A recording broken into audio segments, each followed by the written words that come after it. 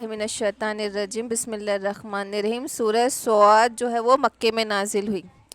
بسم اللہ الرحمن الرحیم۔ سعد والقرآن ذی الذکر، اور سعد حروف مقطعات میں سے ہے، والقرآن اور قسم ہے قرآن کی، ذی الذکر، ذی یعنی ذو، ذی والا، ذکر والے قرآن کی قسم ہے، والقرآن ذی الذکر، قسم ہے ذکر کرنے والے سمجھانے والے قرآن کی، بل الذین کفروا فی عزت و شقاق، بلکہ جو کافر ہے وہ غرور میں ہے، عزت غرور میں، و شقاق اور ضد میں ہے، مقابلے میں، مخالفت میں ہے۔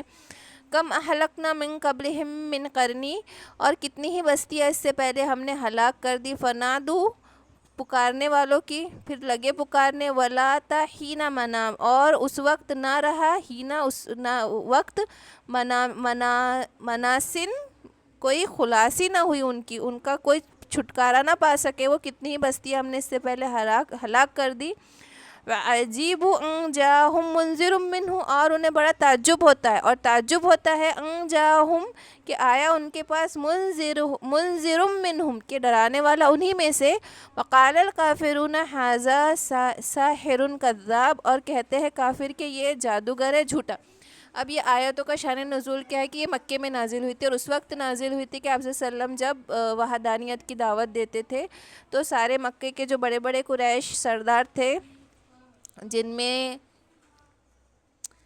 یہ ابو جہل شامل تھا، عاص بن وائل، اسود بن مطلب، اسود بن عبد الغیوز وغیرہ، یہ 10-12 جو بڑے بڑے سردار تھے، تو اس وقت کیا ہوا کہ ابو طالب جو تھے وہ بہت زیادہ آپ صلی اللہ علیہ وسلم کی ڈھال بنے ہوئے تھے، ہر بار ان کی حفاظت کرتے تھے، اور ابو طالب کا بہت رعب اور دبدبہ تھا، سرداروں میں سے تھے نا وہ، تو ان کی وجہ سے یہ لوگ آپ صلی اللہ علیہ وسلم کو کچھ نقصان نہیں پہنچا پا رہے تھے، کچھ کہہ نہیں پا رہے تھے، تو ایسا ہوا کہ ابو طالب بہت زیادہ بیمار پڑ گئے، تو مکے کے یہ قریشوں نے طے کیا کہ دیکھو ابو طالب بہت بیمار ہے، اگر یہ گزر گئے، ان کا کچھ انتقال وغیرہ ہو گیا، اور اس کے بعد اگر ہم آپ صلی اللہ علیہ وسلم کو کچھ کہیں گے تو لوگ کہیں گے کہ ہم ابو طالب جب تک تھے تو ہم نے تب تو کچھ نہیں کہا، اب ان کا انتقال ہو گیا تو اب ہم آپ صلی اللہ علیہ وسلم سے بات کر رہے ہیں، یا ان کو ان کے خلاف کھڑے ہو گئے۔ ان کا مقصد، ان لوگوں کو کیوں ایسا کہا کہ آر بڑی تھی نا، وہ لوگ بڑے خوددار، بڑے یہ سب چیزوں کو سوچنے والے تھے نا بھئی، یہ سب ان کے لیے غیرت کی باتیں تھی کہ بھئی ہم ناک والے ہیں، بڑے رتبے والے، ہم ایسا کوئی کام نہ کرے جس سے ہم چھوٹے پڑ جائے، کہ جب سردار موجود تھا تو تب ان کے ڈر سے کچھ نہیں کہا، اب انتقال ہو گیا، ڈر ختم ہو گیا، تب ہم ان کو نقصان پہنچانے پر آ گئے، یہ آر والی بات ہم سے کوئی نہ کرے، اس لیے انہوں نے سوچا کہ ہم ابو طالب سے جا کے بات کرتے، اور انہوں نے شکایت کی ابو طالب کے پاس جا کے کہ آپ صلی اللہ علیہ وسلم جو ہمارے بتوں کو برا کہتے ہیں وہ کہنا چھوڑ دے، آپ اپنی عبادت کرتے رہے لیکن ہمارے بتوں کو کچھ نہ کہے۔ حالانکہ آپ صلی اللہ علیہ وسلم ایسا کچھ نہیں کہتے تھے، بلکہ یہ کہتے تھے کہ تمہارے بت تو بے حس ہے، ان میں کوئی حرکت نہیں، تم ان کی عبادت کرتے ہو، جبکہ تو ان میں تو جان ہی نہیں ہے، تم خود ان کو تراشتے ہو، سو جو سب باتیں تھیں، تو وہ بھی نہ کہے، وہ چاہتے تھے۔ تو ابو طالب نے پھر آپ صلی اللہ علیہ وسلم کو بلا بھیجا اور کہا کہ اے میرے بھتیجے، یہ لوگ بہت شکایت کر رہے ہیں، ذرا ان کی بات سن لو، تو وہ یہ کہنے لگے کہ ہمارے بتوں کو برا مت کہو، تم اپنی عبادت کرتے رہو۔ دیکھو تب بھی ان کا ایشو کیا تھا، تم اپنی عبادت کرو، ہم کو کوئی فرق نہیں پڑتا، تم نمازیں پڑھو، تم خدا کو مانو مت مانو، ہمارے بتوں کو برا مت کہو۔ تو آج یہ معاملہ ہے نا کہ ان کو کوئی فرق نہیں پڑتا، تم نمازیں پڑھو، کہ تم جلوس نکالو، کہ تم نعرے لگاؤ، کوئی فرق نہیں پڑتا، جب تم اپنے اس پہ قائم رہو، لیکن تم حق بات مت کہو، ہمارے اوپر انگلی مت اٹھاؤ۔ اور انگلی تو اٹھانی ہے، کیونکہ اس تمام انبیاء کا کام یہ تھا نا، امر بالمعروف نہی عن المنکر، کہ غلط حق بات کہنا، لیکن کیسا ہے جب آپ حق بات کرنے لگو گے تو دشمن بن جائیں گے۔ باقی آپ نمازیں پڑھو، عبادت کرو، آپ جلوس نکالو، جلسے نکالو، کسی کو کوئی فرق نہیں پڑتا۔ تو دعوت دینا کتنی بڑی چیز ہے نا، کہ جب آپ صلی اللہ علیہ وسلم دعوت دینے کھڑے ہوئے تو سارے لوگ مخالف ہو گئے، جب تک وہ کہتے تھے کہ آپ اپنا کام کرتے رہو، 2 سال جب تک آپ کو اپنے آپ عبادت کرنا تھا تب کسی نے مخالفت نہیں کی، لیکن 2 سال کے بعد جب اعلان بھی کرنا تھا اور تبلیغ کا کام جب شروع ہوا تب سب دشمن بنے۔ تو یہ دعوت کا کام اتنا بھاری اور مشکل ہے۔ اور دیکھو آج عرب ممالک یا جو بھی مسلم کنٹری آج دوست بن کے بیٹھے ہیں، اگر یہ حق بات کرنے لگے تو سب دشمن ہو جائیں گے ان کے۔ تو آج کوئی حق بات نہیں کر رہا، کیونکہ جہاں بھی حق بات آئیں گی باطل اس کو برداشت ہی نہیں کر سکیں گا، کوئی کافر، کوئی باطل حق بات کو برداشت ہی نہیں کر سکیں گا۔ وہ دوست ہے ہی اس لیے کیونکہ حق بات نہیں ہو رہی، جس دن حق بات ہونے لگیں گی تو یہ دوستی دشمنی میں بدل جائے گی۔ تو تبلیغ اتنی بڑی چیز ہے، دعوت اتنی بڑی چیز ہے، عبادت مقصد نہیں ہے، اسلام کا مقصد دعوت مین ہے. اپنے اپنا نہیں کھیلنا ہے کہ تم اپنے گرجا گھر میں راہب بن کے بیٹھ جاؤ, اپنی عبادت کرو. اپنے عبادت کے ساتھ حق کا کلمہ بھی بلند کرنا, یہ بڑی بات ہے. تو آپ صلی اللہ علیہ وسلم جب حق کی دعوت دینے لگے تب سب کو پریشانی ہو گئی کہ بھائی تم ایسا نہیں کر سکتے, تم اپنی عبادت کرو, ہم کو کوئی مسئلہ نہیں, دعویٰ کا کام مت کرو, تم دعوت مت دو. تو آپ صلی اللہ علیہ وسلم نے بہت دیر تک سنتے رہے. آپ صلی اللہ علیہ وسلم پھر آخری میں آپ صلی اللہ علیہ وسلم نے کہا کہ میں تمہیں ایک ایسا کلمہ بتاؤں تمہارے فائدے کا جس سے پورا عرب تمہارے سامنے سر جھکا دے گا, تمہارے آگے جھک جائے گا. تو ابو جہل نے کہا کہ بھتیجے ایسا اگر تم یہ بات دعویٰ کرتے ہو تو میں ایسا 1 یا 10 کلمے پڑھنے کو تیار ہوں, بتاؤ وہ کلمہ کون سا ہے. آپ صلی اللہ علیہ وسلم نے کہا لا الہ الا اللہ. تو وہ اتنا زیادہ غصہ ہوا کہ یہ ہمارے سامنے بیٹھ کر کیسی عجیب بات کرتا ہے کہ ہم اتنے سارے بتوں کو چھوڑ کے واحد الہی کو پوجنے لگ جائے. اب دیکھو ان کو اتنا مسئلہ کیا تھا, کفار کو مسئلہ کیا تھا لا الہ الا اللہ پڑھ لینے میں, جبکہ ان کے اتنے سارے بت تھے. اگر وہ کہہ دیتے تھے کہ ہاں اللہ بھی الہی ہے, یہ اللہ ہی الہی ہے, کیونکہ وہ عرب تھے اور وہ عربی زبان بہت اچھے سے جانتے تھے اور ان کو معلوم تھا کہ الہی کا مطلب کیا ہوتا ہے, کہ اب جب اس کو واحد الہی مان لیا تو باقی سب اپنے آپ باطل ہو گئے. اب آپ کا رب بھی وہی ہے, آپ کی امید بھی وہی ہے, آپ کا پورا توکل بھی اس پہ جم جانا ہے. اب تیتر بٹر والا معاملہ نہیں چلے گا. وہ اپنے کلمے کے بہت پکے تھے نا, وہ عرب وہ قریش مطلب ایسے تھے کہ ان کے لیے اپنی قسمیں پوری کرنا, اپنی عزتیں, اپنی غیرتیں بڑی معنی رکھتے تھے. تو ان کا کلمہ پڑھ لینے میں مسئلہ کیا تھا, کیونکہ وہ الہی کا مطلب بہت اچھے سے جان رہے تھے کہ جب وہ یہ حق کا کلمہ یہ پڑھ لیں گے, جب وہ اللہ کو واحد الہی مان لیں گے تو ان کو سیکریفائس کیا کیا کرنا پڑے گا, اب ان کو کمپلیٹلی سبمٹ کرنا پڑے گا خود کو, پھر وہ تیتر بٹر والا معاملہ نہیں کر سکتے. تو وہ انکار کر رہے تھے کیونکہ وہ کلمے کو سمجھتے تھے. اور آج ہم کلمہ پڑھ رہے لیکن ہم کلمہ نہیں سمجھ رہے, کیونکہ ہمارا شرک کہاں کہاں تک پہنچا ہوا ہے, ہم کو معلوم ہی نہیں کہ ہم کس کس لیول پہ شرک کرتے ہیں. جب ہم ہماری مدد کا ذریعہ کسی اور کو سمجھتے ہیں, ہماری کمائی کا ذریعہ, ہمارا رزق کا ذریعہ, ہمیں یہ لگتا ہے کہ بچوں کو ہم پال رہے, ایک سے زیادہ دو ہی بچے نہیں پالیں گے تو تیسرا بچے کو ہم کیسے پالیں گے, جو ہم نے خود کو پالنے والا بول دیتے ہیں. ہم ہمارے رزق کا ذریعہ فلاں نوکری, فلاں کاروبار, وہ کاروبار ٹھپ ہو گیا تو کھائیں گے کیا, وہ نوکری چھوڑ دیں گے تو کہاں سے کھانا آئے گا. یعنی ہمارے یہ آج ہم نہیں سمجھ رہے, ہم دن رات وہ کلمہ پڑھ رہے لیکن ہم اس کلمے کو نہیں سمجھ رہے. قریش وہ کلمہ نہیں پڑھ رہے تھے کیونکہ وہ سمجھ رہے تھے کہ ان کا سیکریفائس کس لیول پہ جائے گا, ان کو قربان کیا کیا کرنا پڑے گا, ان کو احساس تھا اس قربانی کا, اس لیے وہ کلمے سے ان کو اتنا اعتراض تھا. ان کو معلوم تھا الہی کا مطلب کیا ہے, رب کا کیا مطلب ہے.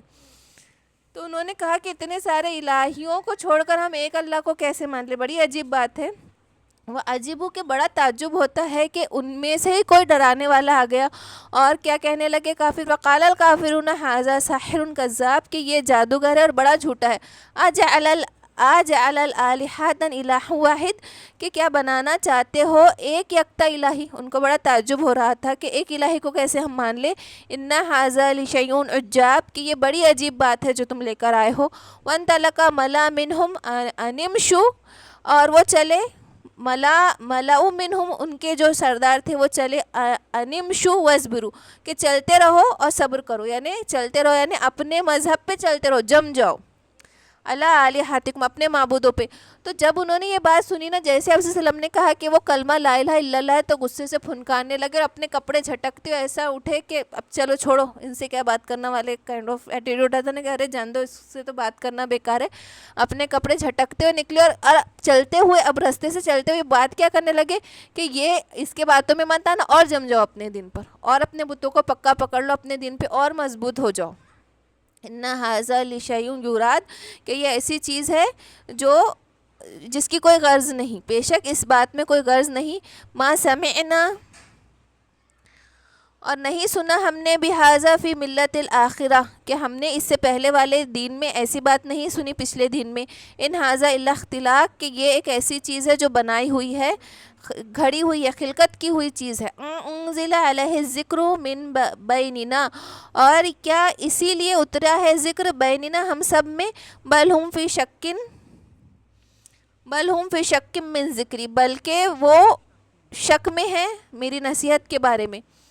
بل لما یذوق عذاب, بلکہ کوئی نہیں چکھائے جائیں گا ان کو عذاب, میرا عذاب. عذابی ہے نا میرا عذاب. ام عندہم خزائن رحمت ربک العزیز الوہاب، کیا ان کے پاس خزانے ہیں رحمت کے رب کا، اور جو رب ہے وہ عزیز اور وہاب ہے، زبردست اور وہاب بخشنے والا ہے.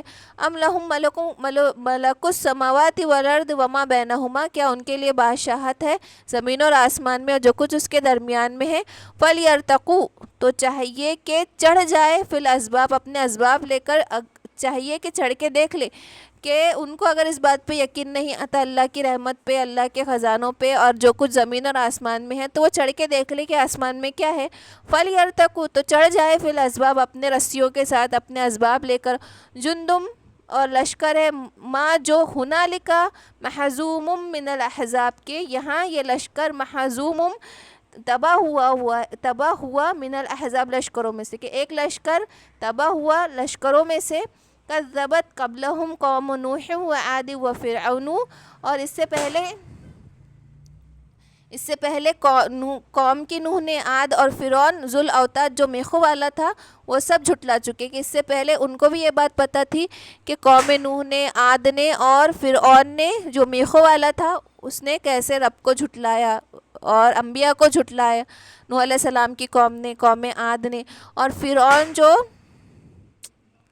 ذو الاوتاد یعنی میخوں والا. اب میخوں والوں سے کیا مراد ہے؟ یا تو وہ کیا کرتا تھا، اس کا سزا دینے کا طریقہ یہ تھا، کسی کو بھی وہ سزا جب دیتا تھا تو چومیخہ کرواتا تھا، یعنی ہاتھ پیر اور دونوں اس میں کیلے گڑوا دیتا تھا اور اس پہ سانپ بچھو چھوڑ دیا کرتا تھا. تو یہ بڑا بے رحم تھا جو اس طریقے کی سزا دیتا تھا. یا میخوں سے مراد اس کے بڑے بڑے ستون والے محل تھے، یا وہ گڑا ہوا تھا ضد میں، تو میخوں سے یہ ساری مراد ہے کہ میخوں والا فرعون سے یہ سب چیزیں مراد ہے. وَثَمُودُ وَقَوْمَ لُوطٍ وَأَصْحَابِ الْأَيْكَةِ، اور سمود اور قوم لوط اور اصحاب ایکا والے لوگ، یہ سارے جو قومیں جو برباد ہوئے، جن کے اوپر عذاب آیا، جو بہت زیادہ ویل ڈیولپ اور ان کی عمریں بڑی ہوئی تھی، ان کے پاس بڑے خزانے تھے، بڑے دولت والے تھے، ان سب کا کیا حال ہوا. اولئک احزاب، اور یہ بڑی بڑی فوجیں تھی. ان کلن، اور ہر ایک، الا کذب رسول فحق عقاب، اور ان ساری قوموں نے جھٹلایا رسولوں کو، فحق عقاب، تو ان کے اوپر سزا عذاب حق ہو گیا، ثابت ہو گیا. وما ينظر هؤلاء الا صيحة واحدة، اور کیا وہ انتظار میں ہے هؤلاء الا صيحة، مگر ایک چنگھاڑ کا، واحدا ایک، ما لها من فواق، اور اس میں ان کے بیچ میں دم نہ لیں گی. فواق کے معنی کیا ہوتے؟ کہ فواق کے معنی ہوتا ہے درمیان میں ایک، یعنی فواق یعنی درمیانی حصہ، کہ کیا وہ ایسی چیخ کا انتظار کر رہے ہیں جس کے بیچ میں کوئی وقفہ نہیں گزرے گا. فواق کے عربی میں معنی ہوتا ہے کہ ایک بار جب دودھ دھو لیا جاتا ہے اور دوسرے سے انتظار کیا جاتا ہے تھن بھرنے کا، تو اتنا بھی وقفہ نہیں ملے گا، یعنی وقفہ. فواق کا مطلب ہے وقفہ مل جانا. اور جب سور بھی پھونکا جائے گا تو اس طریقے سے پھونکا جائے گا ایک کے بعد ایک، کہ اس میں کوئی وقفہ نہیں آئے گا. وقالوا ربنا عجل لنا، اور وہ کہتے ہیں ہمارے رب جلدی کر دے، لنا ہمارے لیے، قطنا ہمارا حصہ، قبل یوم الحساب قیامت کے حساب کے پہلے. اور وہ جلدی کرتے ہیں نا، ان لوگوں کا ہمیشہ ڈیمانڈ رہتی تھی نا کہ جب آپ اس کی بات کرتے ہو، عذاب کی بات کرتے ہو، قیامت کی بات کرتے ہو، تو کیوں نہیں جاتا؟ تو وہ جلدی کرتے ہیں. اب قطنا ایسا حصہ ہوتا ہے جو ریٹرن میں دے دیا جائے. اور قطع کا کیا مطلب ہوتا ہے؟ حصہ. اور دوسرا معنی کیا ہوتا ہے کہ جو ریٹرن میں حصہ لکھ کے دے دیا جائے وہ ہوتا ہے حصہ. قطنا ہمارا حصہ.